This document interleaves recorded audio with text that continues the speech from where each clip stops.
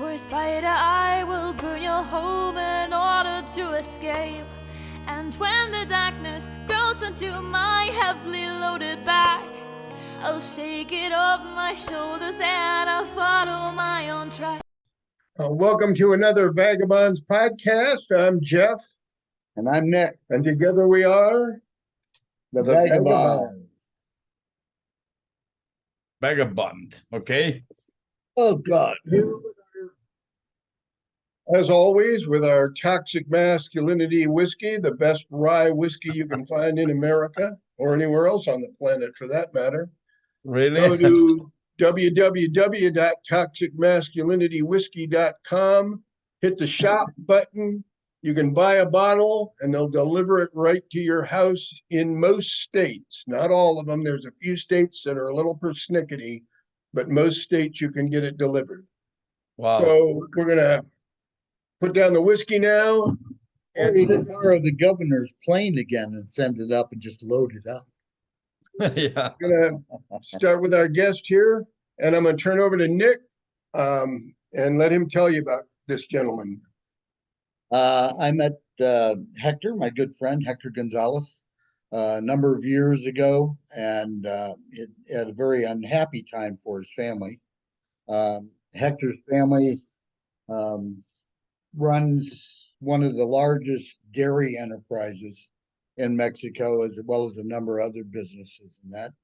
And at that time, his father had been kidnapped. And Hector asked for our help, and we brought the technology down to work in conjunction with the state police unit that was responsible for kidnap recoveries and that. And they were much the same as the first group we worked with in the state of Mexico. It was a state police unit. It was all the people were vetted. They were polygraphed every 30 days, whatever, to make sure they hadn't gone over to the dark side, which was one of the most difficult parts of the operation, was finding that unit and marrying us up with them. So essentially what we did was we brought a technology that we were able to mark the ransom money in such a way that we could track it. We could track it. We could track anybody that touched it, any vehicle that it was in, basically was hot to the machine that we were using, the detector. So we bundled up and headed south. A number of things that Jeff had to cover up on this end in order to make sure we had the right chemicals, the right batteries, the right, all the logistics. And then later came down and helped build a back door for us. So we went down to link up with Hector. And Hector, why don't you walk us through what happened with your father? First, you can read all about this when you buy your copy of Vagabonds. It's chapter 11 in the book. There's 21 other chapters in there that are equally as interesting, but this one is chapter 11. And you'll hear Nick's side of the story, but now we want to hear Hector's side of the story. Yeah, well, can I get that book in Amazon? Yeah, it is on Amazon. Yeah. Hardback, Kindle, and audio. Okay. While you're on your boat. Yeah, I know. This you're talking in December the 3rd of 2021, as I can remember, when my father was kidnapped out of one of our small business, a selling point for our dairies. And I had met this guy in Mexico who knew Nick. He recommended me. He's a guy who has a very large and important company to armed vehicles. And he gave me the phone straight, and I called him right away, maybe 24 hours or less than that after my father was taken. And a few hours ago, Nick was arriving home. He flew immediately to Mexico. He arrived to my house, and well, he found us, and the middle of this really dark chapter of our life, no? In those days, I remember that I took my wife and my kids out of Mexico. Well, they went to some really good friend home in Dallas, Texas. And Nick stayed with me the whole time. My father was we didn't spend Christmas with him. My father was recovered. I remember 1 or 2 days before the New Year's. And as Nick mentioned, I got the support of President Fox, which happens to be a good friend. Now it's a better friend. But in those days, I knew him very well because his wife is from my hometown, his wife, Marta. And also I called Marta to get help. They send us directly a guy who had, by those days, 20 years ago, he had like 90 kidnappers negotiated. He was a very, very expert guy. As a matter of fact, he's still doing the same thing. He got his own, after it happened this guy left the government force and put his own company, and now he's very successful also in kidnapping negotiations. And by now, Juan Pablo must have at least 200 and 250 kidnapping negotiations, no? Oh, wow. As a matter of fact, this guy, Juan Pablo, was the guy who negotiated the kidnapping of President Fox's brother, who was kidnapped a couple of years. He was the guy that went to the FBI Academy. Yeah, right. I see him on Facebook all the time. We go back and forth. He's still really a good friend, and he's still active. Yeah. He's got a big horse ranch or something now. Yeah, as a matter of fact, he's the one who takes care of our security. He's the one who trains and picks and selects our bodyguards. Yeah, he's still here in Celaya.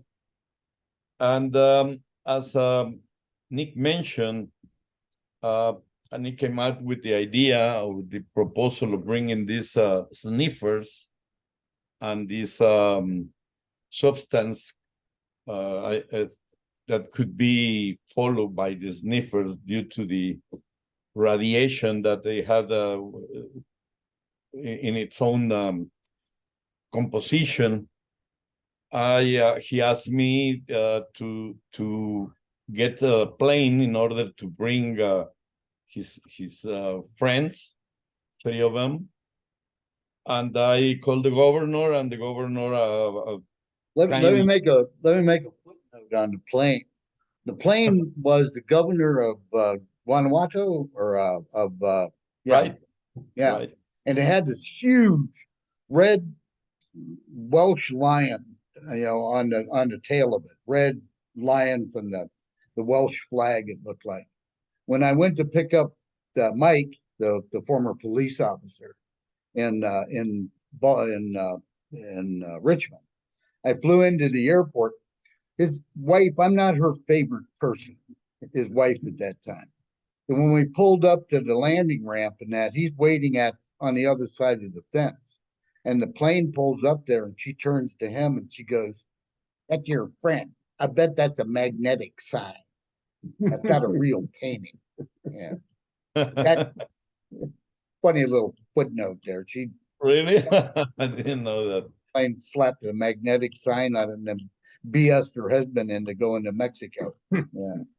Yeah, I remember. It was a pretty old plane that those Lear that made a lot of noise, and now they are not allowed to land many places. I didn't mind. I was flying on a corporate jet. I was laid back. There was even alcohol in the back. Well, and then maybe next year, a couple of days later, Nick arrived with his friends and with the substance and with the equipment to be installed in as I remember, 2 or 3 trucks, Nick. Right. In the vans, we used vans from your sister's Chevrolet dealership or someplace. And we had Chrysler. Let me give just a little brief on the technology. The technology was based on a molecule, and the detection equipment was specifically designed to only detect that molecule. Yeah, it's an isotope. Right. It had been tweaked at Oak Ridge Laboratories or something like that. It was really, new technology, right? We'd used it once before very successfully for the same type of an operation. So we were confident that this one would work out the same. The only thing we had a problem with was the humidity was different from Mexico City and Celaya. And we needed a certain amount of humidity to be in the air and not too much for the machine to be accurate. So basically the machine was a big lung. It took a deep breath, breathed into the tubes that ran out the side of the vehicle and were mounted on the top. They were simple plastic tubing. And then it took a big lungful, and then it analyzed it. And if it found the molecule, it would give you a reading on a laptop of the parts per million. So it wasn't really user friendly in the form like you see on TV where they got a beeping dot moving around on the screen, and it wasn't anything like that. You had to extrapolate what the parts per million meant. Were you close on the scent? You were acting like a bloodhound, basically. Were you too close to it? Were you close enough to it? How old was it? Was it dissipating? Was there wind? So there was a lot to actually operating the machine. We ended up using 3 of us working in shifts because you could only stay under the hood. We had to keep the other light out in the back of the van for about 45 minutes, and you started losing your edge. So we'd switch off every 45 minutes an hour. So anyway, sorry.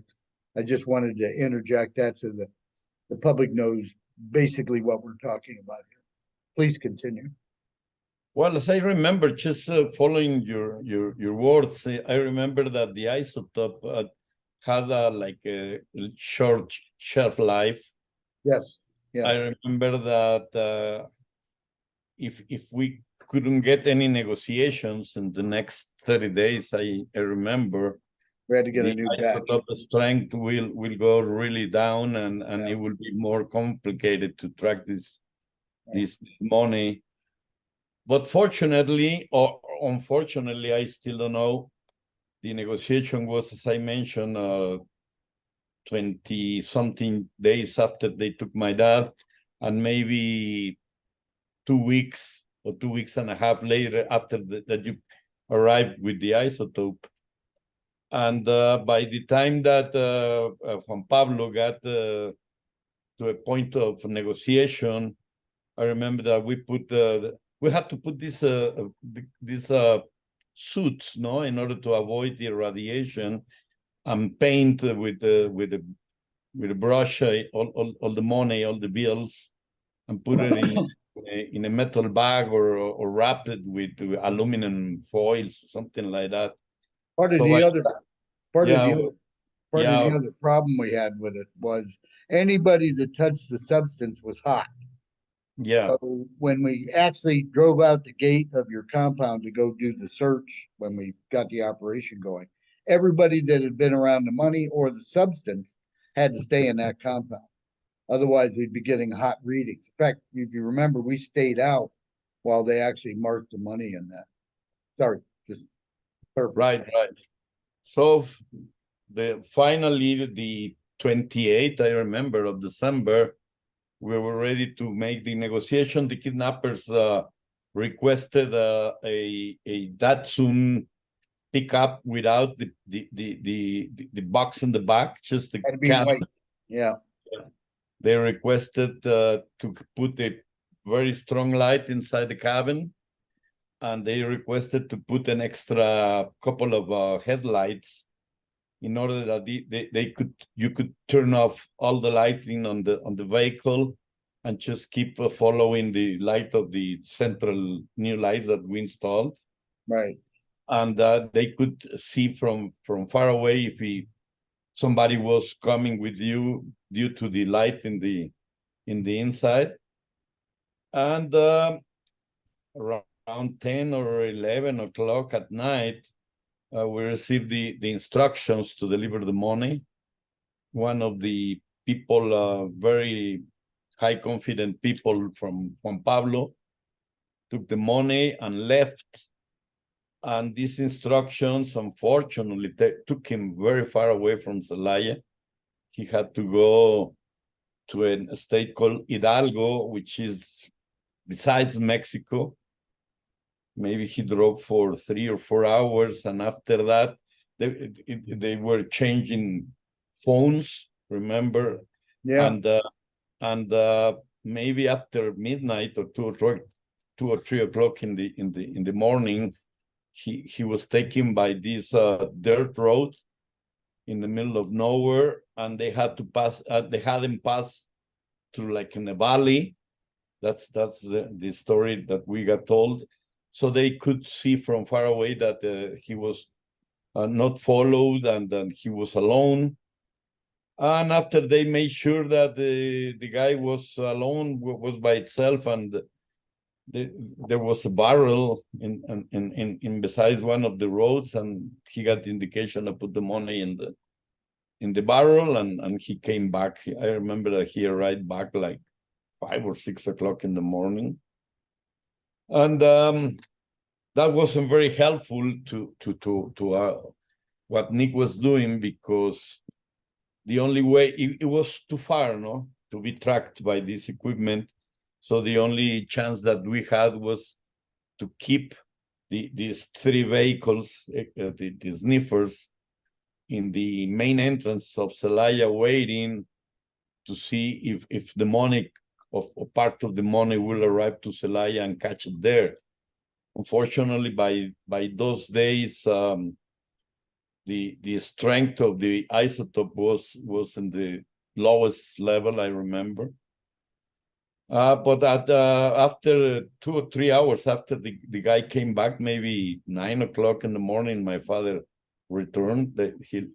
These kidnappers left him in very near the airport, and with nothing at all. My father stopped a taxi and told him who he was, and the taxi kindly brought him home. No,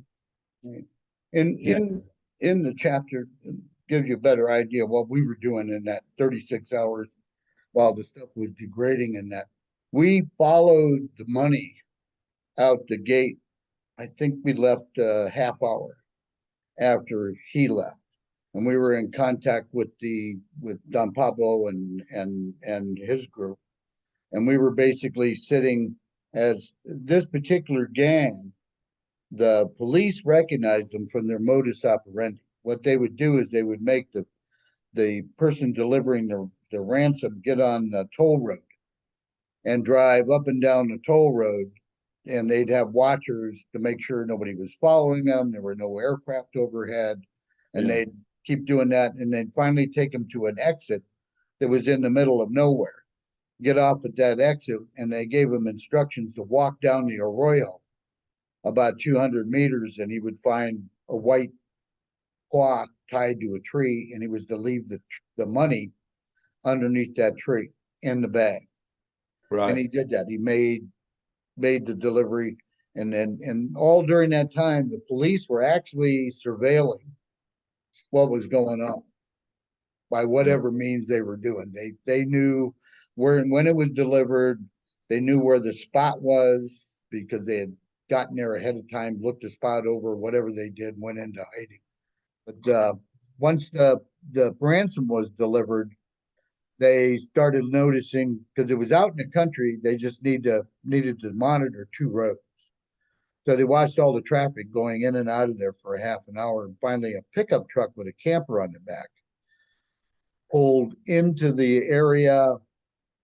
2 guys got out, they picked up the bag, they threw it in the pickup truck, and they left, and they got on the highway. Once they got on the highway, they lost them. And we picked them up, and we were using the technology. We were getting different readings. We'd get one that said 1 million parts per million. The next one would be 30,000 parts per million. 30,000, 30,000, a million parts per million, 30,000, 30,000. That's why I said it was real user unfriendly, but we figured it out. We're going, why are we getting in the chemical? Because we couldn't see the vehicle.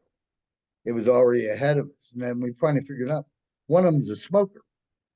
And every time the guys in the front cab were pissed off at him, so they'd make him roll the window down.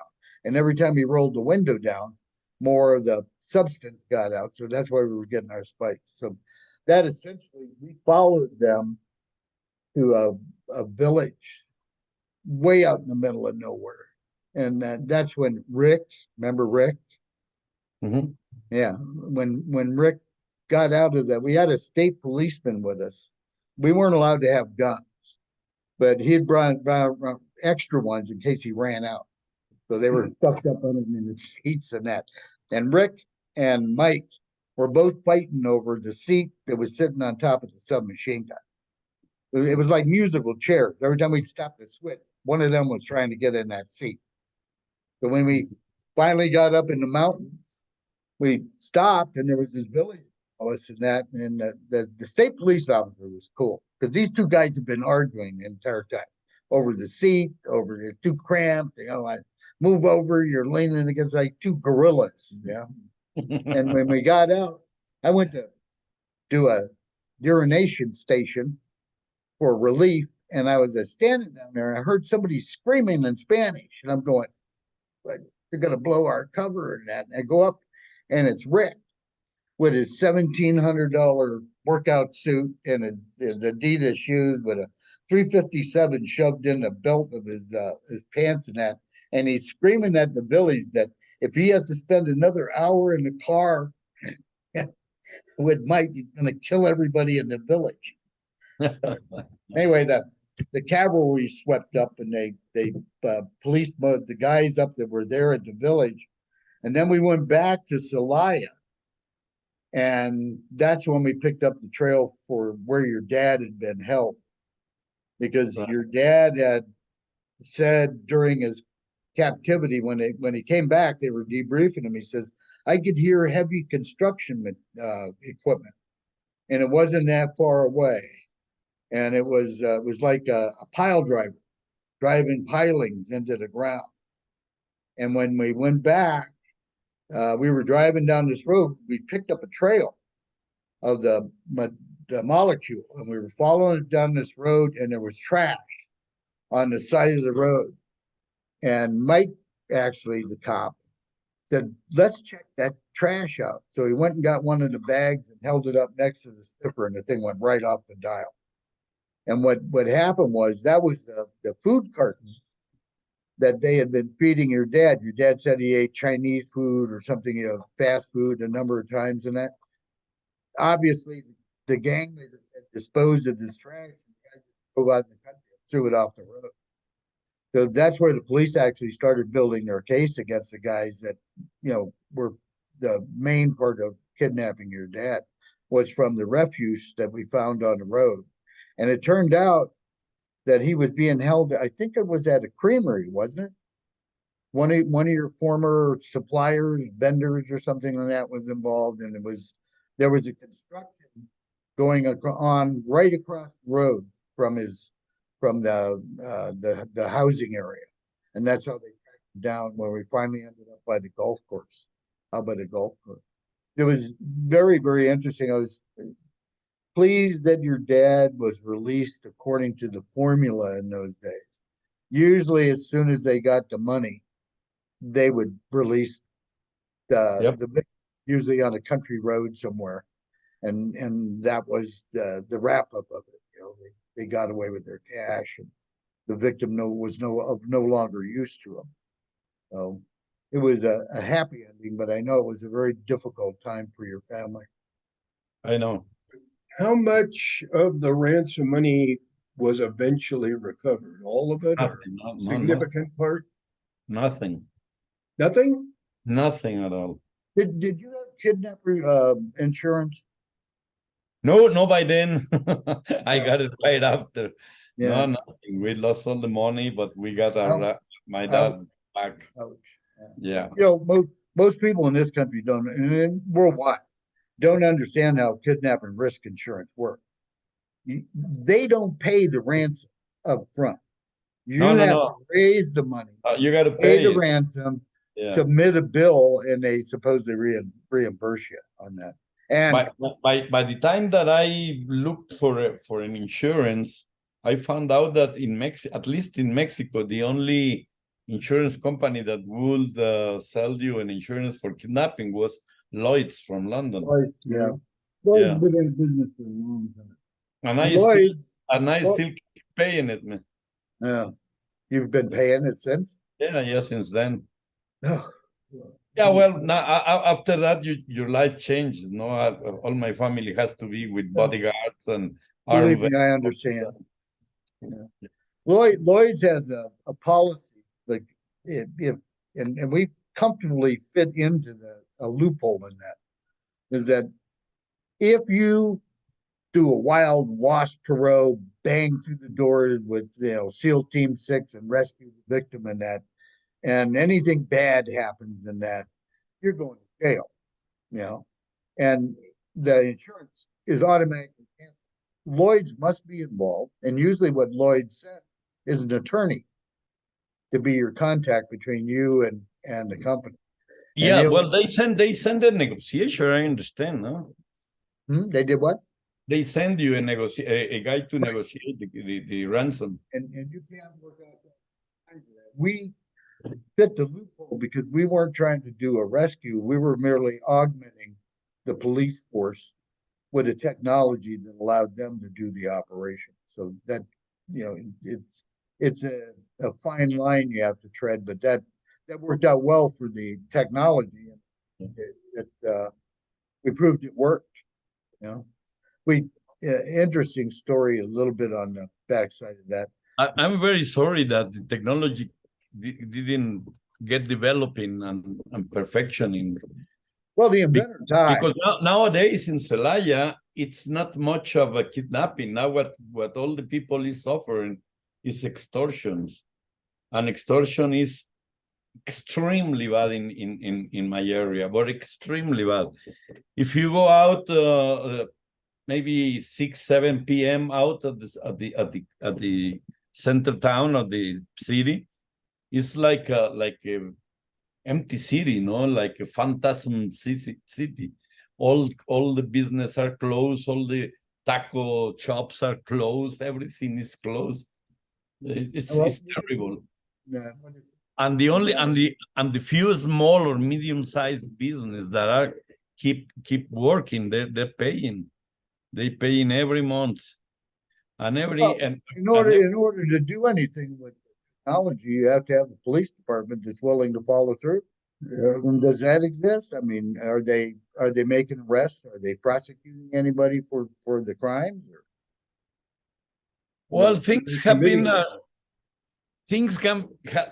have been very complicated in Celaya because in Celaya it was born a cartel few years ago dedicated to steal combustibles, basically gasoline and diesel, and they grew too big, too strong, and by the time that the government started to try to fight them, they were too big, After a couple of 3 years of chasing the head guy, they got him.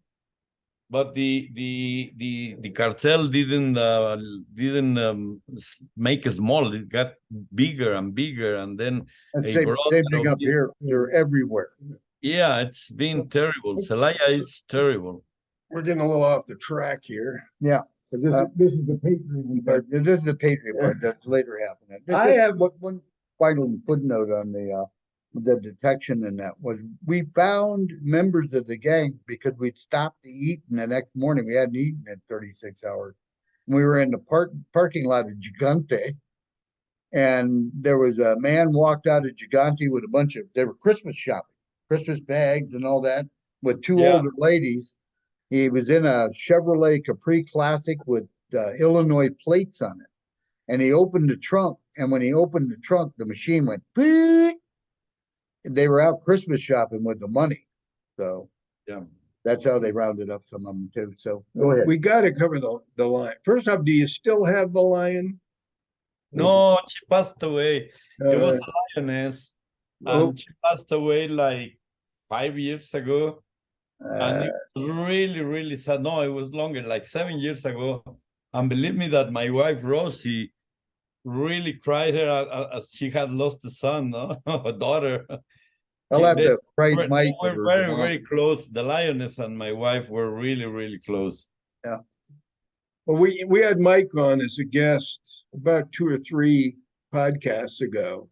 The one And with that- his foot in her mouth. That lion story about the lion grabbing Mike's foot, Yeah. that thing, that's gone everywhere. I mean, there's people from Qatar to Brazil to Singapore that now can recite that story about the lion grabbing Mike by the foot. So I just wanted to hear it from the source. Well, he got Yeah. that. It was an adventure to have. She lived with us like 16 years. Wow. And it was a pet in the house. It was fantastic to have her. Did you get her as a little cub? Huh? Did you get her as a little cub? No. Already full grown? We hate animals in captivity. But this special one, we got it from a business that is very near Mexico City, in which they grow lions to produce meat and sell the furs. They sell the meat and the furs to Japanese. And when we met Japanese, they'll eat anything. Yeah, pretty much. Yeah, so when we knew that the cub was going to be killed or sacrificed in year and a half, 2 years, we decided to bring it home. Not without even thinking of the risk of it. My children by then maybe were like in the 9-year-old or 10-year-old, no? But I have pictures with my son sleeping with the lion, and the lion is bigger than him, no? And in the bed. Yeah. I know Mike thought it was large. Yeah. And it had his foot in his mouth. She had bit it just right so her fang went between his big toe and his next toe and trapped his claw in his foot. She was just pulling on him, tugging on him a little bit, going, I want to play with this toy. I know. 300 pounds of Oso Buco. Yeah. It was great. I have a picture here. I'll show it to you. Oh, great. Her name was Shaila. And it was great to have it. This is Shaila. Maybe. Oh Oh, yeah, there you go. Yeah. Yeah, that's Well, she's famous in certain special forces and operational circles now. Mike went on to do private security in Iraq for Okay. a number of years. Then he went to take over. I remember. I met him. I met him in Cancun once. He was on vacation.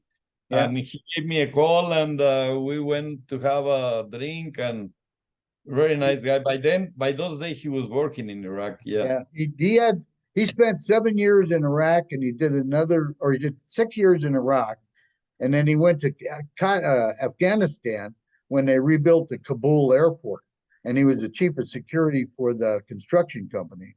And then he went from there to Qatar, and he was the head of security for Virginia Institute of Technology satellite campus in Doha. And that's he finally retired out of there. He's back in the States now, looking for adventure. Well, if you get in touch with him, tell him that I send him a very big hug. Yeah. We're in touch regularly. And if you go on YouTube and look for the Vagabonds podcast channel, you can see his hour. We did an hour with him. Yeah. He's interesting guy and a really nice guy too. Yeah. I hope we're improving with age. Yeah. We should probably have a private conversation about technology sometime here in the very near future. There's some possibilities. It just, and I'm at that age where I'm not going to climb over anybody's ball with cutlery in one hand anymore. But there's a bunch of young kids that are that fit that model perfectly. So, yeah, we should have a private conversation about technology. It'd be great to polish and that technology and make it shine, because it would be very, very helpful in Mexico. You know how much people is suffering of the extortions here. Well, we got problems with the same group up here. They've taken over the avocado industry. People that own avocado ranches and that all the way up Northern California, the cartel comes in and goes, "You're working for us now. You'll sell." Listen to this, Nick. You would not believe it. I was having lunch with President Fox maybe 4 years ago, the ex-President Fox. Yeah. And he was really pissed off because now he had to be paying extortions for his avocado ranch. Oh yeah. It permeates everything. The city of Mesa in Arizona is basically a money laundry for the Sinaloa cartel. All that new construction, housing, and apartments and that's all cartel money that was being laundered through, construction and projects like that. And the PD is considered the enforcement arm of it. So, it's permeated every level of our society as well. Not as bad as your guys are right now, which is one of the reasons we wanted to have this chat, so that people can see the face of what happens when it gets out of control. Run, run, run for the dragon from the tree.